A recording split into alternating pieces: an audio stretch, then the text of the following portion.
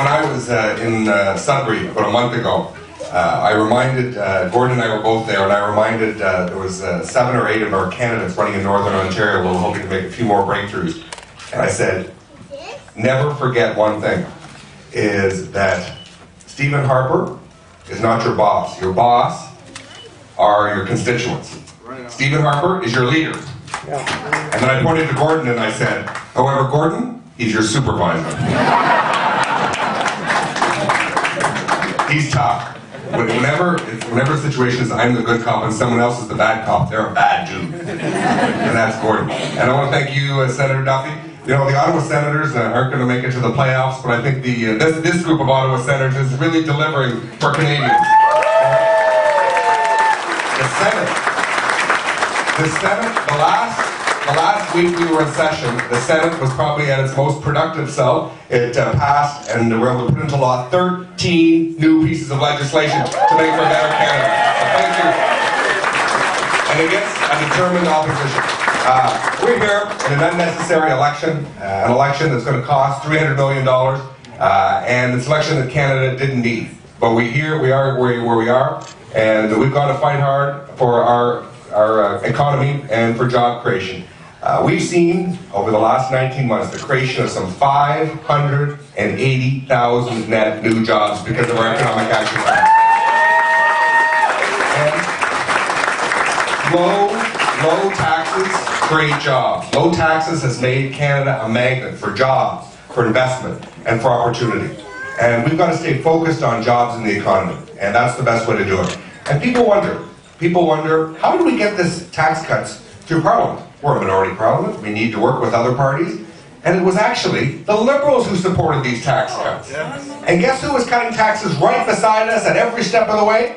Dalton McGuinty, when it comes to business taxes. Even he disagrees with David McGuinty that low taxes create jobs. And we're going to continue to fight for the economic gains that we've made.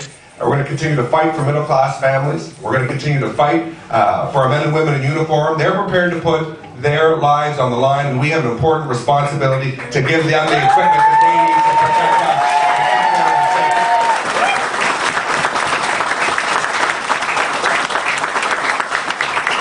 You know, we have a lot of faith in Canadian taxpayers, a lot of faith in Canadian families. That's with our child care plan. We trust parents to make the decision that's best for their families. Right on. We're very proud of that.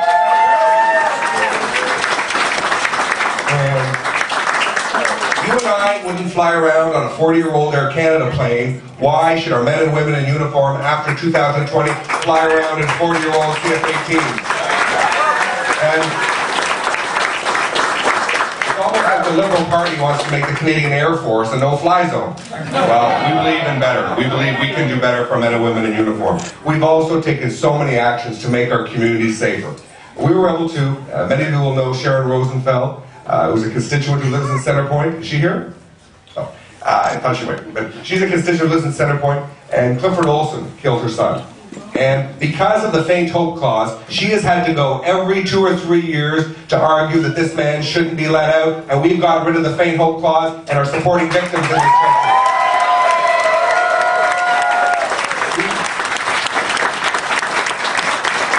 There's a couple of notorious white-collar fraudsters, just a few hours drive here in Montreal, who stole more than $100 million from seniors' pension income, from seniors' pension, from their life savings.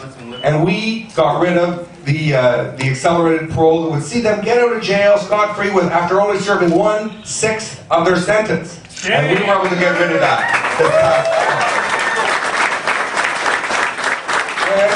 We believe if you do serious crime, you should do serious. I agree. And locally, no government has delivered for Ottawa like our team. With Gordon, with Pierre Lemieux, Pierre Poilievre, Royal Galipo, Scott Reid, Lawrence Cannon, we have delivered for this community in a big way. When they were dumping raw sewage into the Ottawa River, we stepped forward and our partners in a $100 million plan to clean up that river. That was a promise we made, one we delivered. The biggest grant the city had ever got from the federal government was $200 million. And we delivered. We promised to fight for taxpayers, we promised to fight for the city, and we delivered $600 million for the public transit needs of our city. Another promise where we delivered. And when parents were worried that they would tear down the Bell Arena and the Maribel Arena because they were 40 years old and dilapidated and falling down, we were able to bring, with the Economic Action Plan, an initiative in to save those arenas so that kids and families will have a place to spend time and have recreation. And when Algonquin College needed funding to build their new building construction trades headquarters, when Carleton University needed new money for their public policy school, when Ottawa U needed money, even Allen Rock got money from us. When La Cité Collégiale, we delivered all 4 campuses in this community, got great funding, and they're going to be able to create even more jobs in the future because we delivered.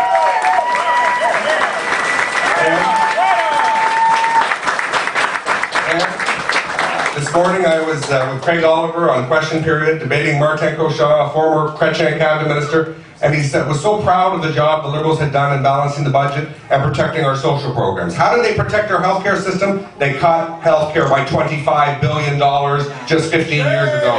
Shame on them. We have increased healthcare spending by 36%, and that has delivered real results for people right across this country.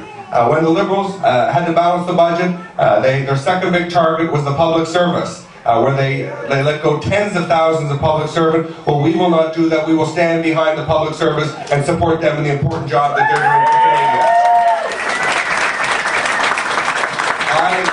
I want to thank you for coming out and showing your support. It means a great deal. I am so privileged each and every day when I walk up Parliament Hill and look at that great Peace Tower, when I sit in the House of Commons. I never forget that I couldn't do it without the support of all of you, of the volunteers who worked so hard to get me elected, and without the great support of the people of Ottawa West and Pean. Thank you very much.